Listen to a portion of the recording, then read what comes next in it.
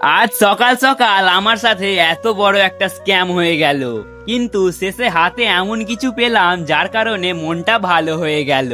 Hello guys, কেমন আছো তোমরা সবাই? গতকাল রাতে মা ছোলা আর বাদাম ভিজিয়ে রেখেছিল, আজ সকালে এখন সেটাই খাচ্ছি।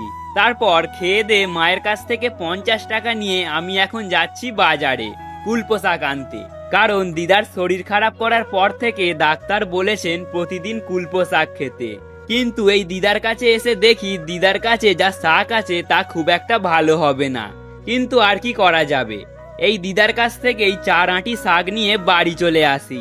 বাড়ি এসে দেখি মা এদিকে চা বসিয়ে দিয়েছে, তো তারপরে 1 কাপ চা খেয়ে নি। ফের কিছুক্ষণ পরে আমি আর মা এখন যাচ্ছি দিদার বাড়ি জালুন আনতে। আর এখানে দিদাদের গাছে এই বছর খুব একটা আম হয়নি, আর তারপরেই পাশের গাছ থেকে একটা বড় আম পড়লো, কিন্তু সেটা তুলতে গিয়ে দেখি আমটা পচা। তারপরে আমটা ফেলে দিয়ে 1 বোঝা জালুন নিয়ে বাড়ি চলে আসি। বাড়ি আসার কিছুক্ষণ পরে বসে যাই টিফিন খেতে।